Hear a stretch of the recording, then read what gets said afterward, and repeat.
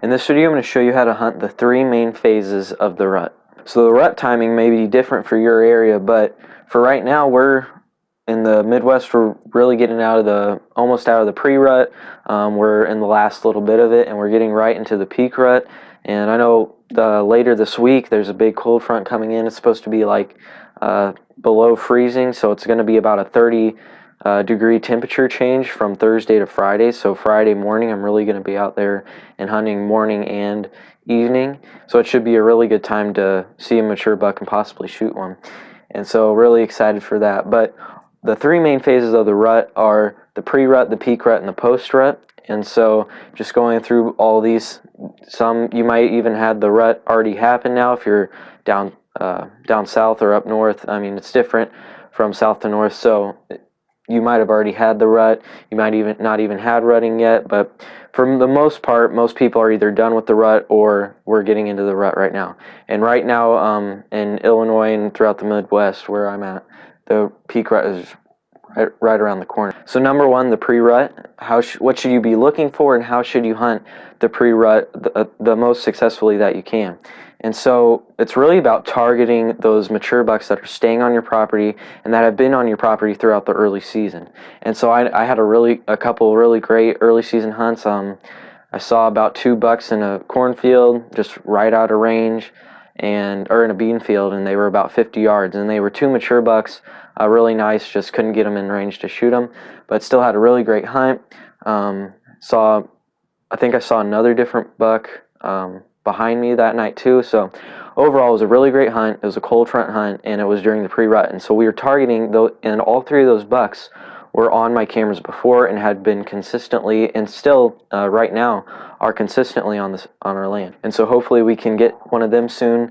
But targeting those mature bucks that have been on your land, are on your land now, is a really great time during the pre-rut, because just the movement is so good, and they're not going to be moving really far away. They're going to stay in their core area. So we probably have 3 or 4 different bucks that are nice shooter bucks that are consistently staying on our land. And so this is a really great time during the pre-rut to go out there and hunt those mature bucks that are consistently staying on your land, because they're going to be really active during the morning and the evening hours, especially the morning hours.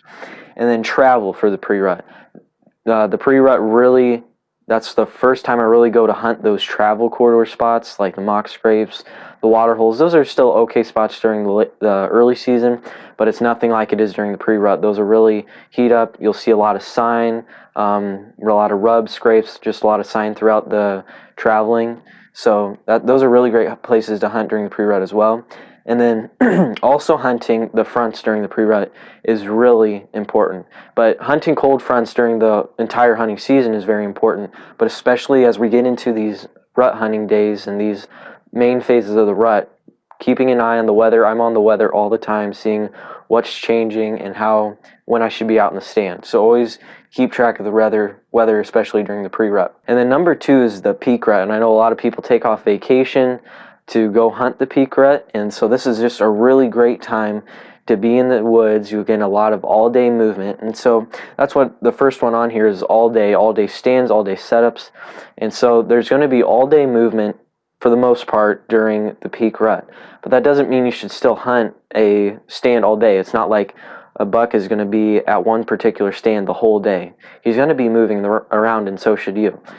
For the morning, maybe go, if it is a good weather morning, and it's a good cold front morning during the rut, and you're getting into those just maybe a little bit higher pressure stands, then that's when you should be hunting morning bedding areas, coming out, hunting travel or maybe a little food source staging area, and then in the afternoon, and then going to an evening hunt evening stand or setup in a field or in a food source.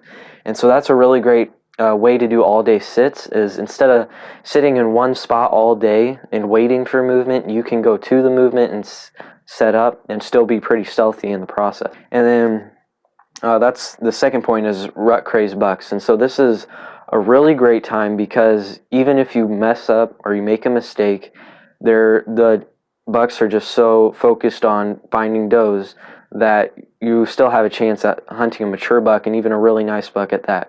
But still, if a buck wins you, you're still going to get blown out, and you're still going to probably not be able to shoot that buck, and he's going to run off. But still, there's a little higher percent chance, or not just a little, but there is a higher percent chance that you're going to be able to shoot a mature buck, and that more mature deer are going to be around during the rut because of that.